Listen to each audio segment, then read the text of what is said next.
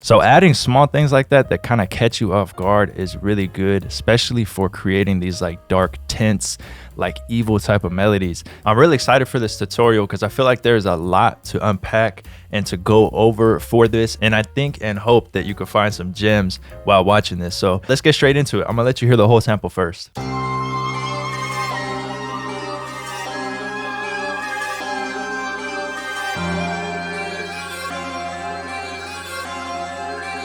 Little switch up right here.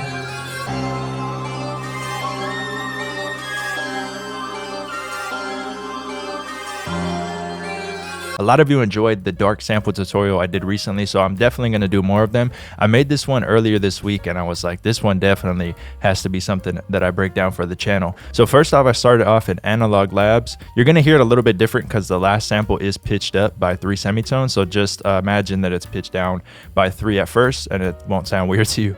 And we are in A minor for this. It's this Summer Nights one right here. Nothing crazy, right? Like a nice little synth. And then I created this pattern with it and it really just repeats. I like repetitive patterns for this. And as you can see, I'm hitting notes that are very close together, 1 semitone apart. So I'm gonna play this real quick and then I'll break it down. But you could probably tell it's pretty simple. It literally is one pattern that just repeats over.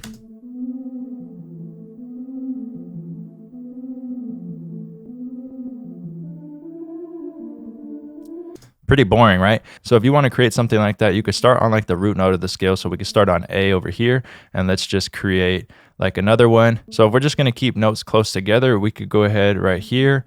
We could either go up or down. Sometimes going down sounds cool too. You could do this in triplet mode, but we'll just do pattern by pattern like this.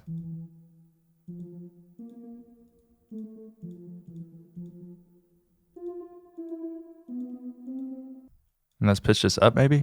And let's go like that.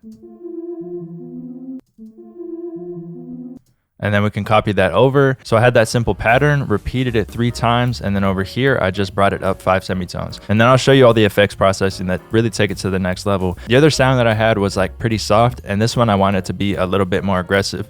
This really sounds kind of like an older 808 Mafia type of sound. And what I did was found this in Omnisphere right here, and then I routed it into some effects processing, which I will show you in a second, but it's just this one right here. But basically, it's just really aggressive, has like a nice plucky sound to it, nice high-end sound to it. So then the last one's this preset right here. It's kind of like a merge between both of them. It's kind of has that synthy softness to it, but then a little bit of aggression to it. And then again, same melody, but it's a little bit lower. So then when they all get played together, it sounds pretty good.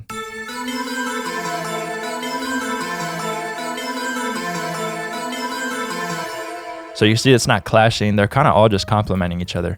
Then we go ahead and add in the effects. So there's about 4 different things going on here on the leads and the bells. I just split them up between the two. They have a little bit of different processing. So let's go over the lead one first. So the lead one is going to be this Analog Labs and this Analog Labs, and then the second one, bells, is going to be the Omnisphere by itself. So for this, I used Shaper Box, and I just used this preset right here, and I messed around with a few of them. You've seen this in a tutorial previously. It's kind of becoming one of my go-tos.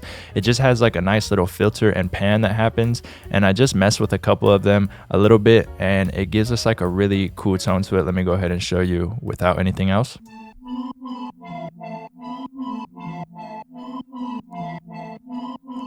So it's giving it like a nice pumping feel. Then I added some RC20 to it, little bit of noise, some wobble, a good amount of distortion. I went for the crunch, so it kind of is a little bit more aggressive, a little bit of digital, a little bit of magnetic, and then I widened it out. And then I add an EQ to it, and the EQ is cutting out a lot of low end and bringing in a little bit of high end, and then a reverb. And it's not too big of a reverb. It's like a 2-second reverb, and the mix is down a little bit. Now all together, it sounds like this.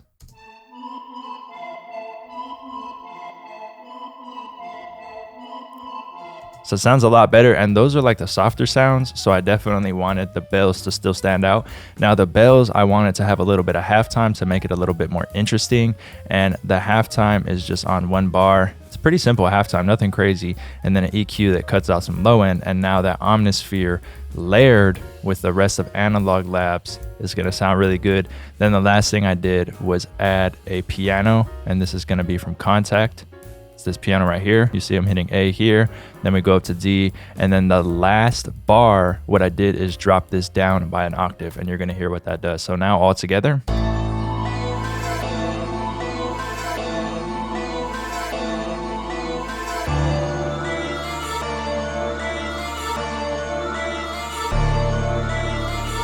So adding small things like that kind of catch you off guard is really good, especially for creating these like dark tints, like evil type of melodies. This last note hitting down at that low octave that breaks away from this one and it kind of catches the last bar just sounds really good. It's a nice transition. It's like a little bit of ear candy. It honestly just sounds crazy. Then with that shaper box does magic. And then the last thing I did was got a violin sample, or two actually violin samples from Splice. And don't worry, I got the MIDI right here broken down so you could see it, just so you know exactly how it's played. I just don't have like a good violin VST that sounds like kind of dark. I gotta go get one because I want like one that just sounds like evil. And you're gonna see when I play these, they just add so much character to this melody, and they're really kind of like the star of the show.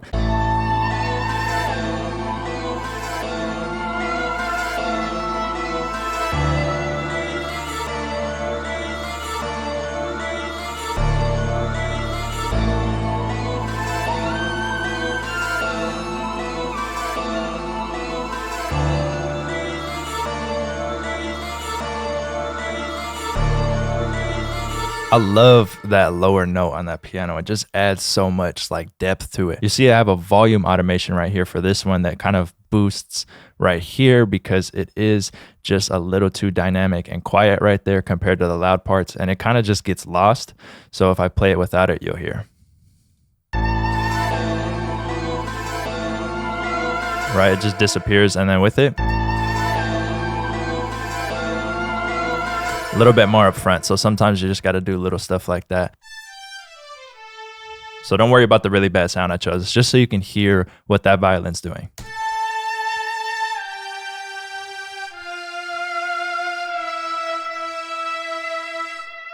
And then we go over here to the second phrase.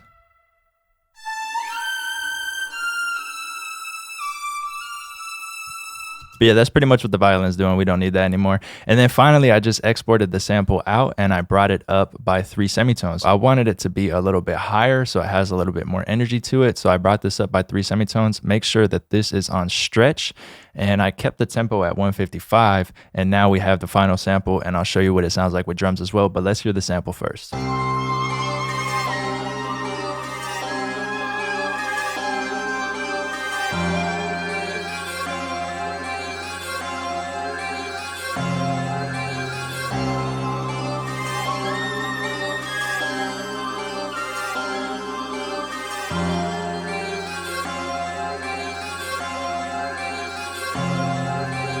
Just sounds better a little bit higher, I think. Lower sounds cool, but when I add in the drums, you'll see why I kind of pitch it up, because it just adds so much energy to it. So I'm going to play it with the drums after this. Drop a comment down below if you want to see me do more melody breakdowns like this, because I have a lot of samples that I've been making recently. I've really been focusing on that, and I think I can make some pretty cool tutorials out of it, because then I can kind of break it down like step by step instead of when I'm kind of trying to do that and make it from scratch in the video. It works, but the videos are just super long when I'm trying to explain it. So these kind of let me focus in and explain to you like exactly what I did during the creative process, and I think you could just get some gems from it. But yeah, drop a comment down below, let me know. And now I'm gonna go ahead and play it with some drums on top of it, because it just sounds crazy. Not gonna lie, I did press play and all of this sounded really bad together. Let me go ahead and solo these. That's what I was supposed to do. When I pressed it, I just looked at the screen like, whoa. Should have left it in the tutorial. All right, let's hear it.